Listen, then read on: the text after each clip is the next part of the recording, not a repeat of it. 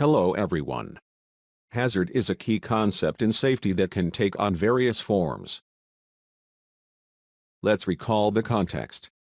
First, objectives are specified such as the preservation of health and of environmental quality. Then an action plan is designed. When the design is completed, it can be executed and the objectives achieved. However, unexpected events may disrupt its execution. As a result, objectives are not achieved as planned. In the field of safety, dreaded events are called accidents and negative consequences are called harms.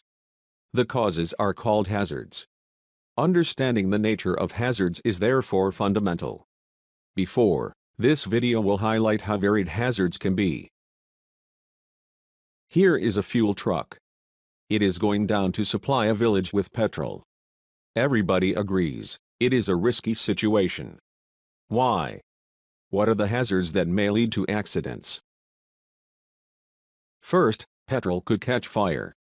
This first accident comes from the thermal energy inherent to petrol. Thermal energy is a first hazard. The tanker is moving to reach the village. A collision with another vehicle may occur due to this motion. When the truck is parked, it cannot collide with another vehicle. The hazard associated with the movement is called kinetic energy. When introducing this figure, I mentioned that the truck is going down to supply a village with petrol.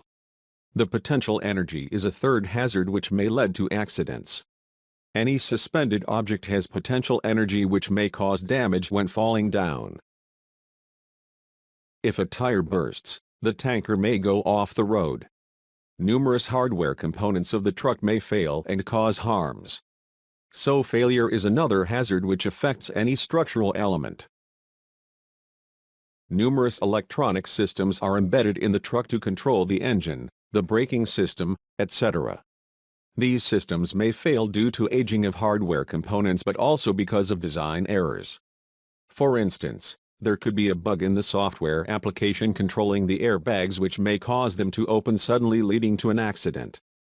The hazard affecting hardware components is called structural failure, whereas the hazard due to design faults is called functional failure.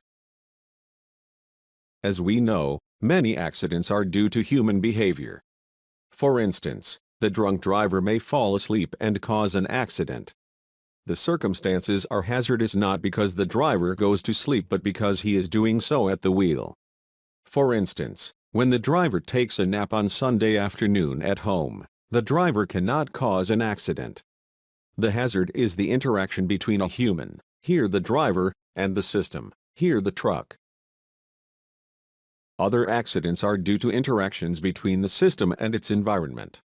For instance, the truck may come off the road due to a gust of wind. This simple and familiar example has highlighted a large variety of hazards. These hazards are not specific to this example. They are generic and are at the source of many accidents. This is a nuclear plant. Which hazards have to be controlled? The nuclear reaction is a process producing thermal energy. Thermal energy is a first hazard which may lead to overheating and provoke a meltdown scenario.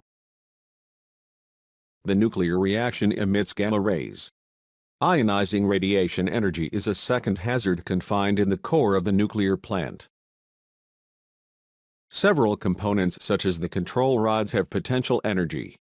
These rods go down to reduce the reaction. Mechanical energy is present in the pipes as a consequence of the pressure of the steam. Many hardware components could be affected by structural failures. Software control applications may also be affected by functional failures. Humans supervise the reaction and provide orders to control production and to maintain the situation in a safe state. Human errors may lead to mistaken interactions between systems and humans. A nuclear plant is generally close to a river or to the sea which may have negative impacts.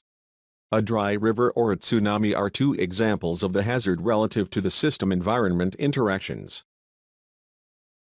We've seen that hazards can take on various forms, energies, failures, interactions.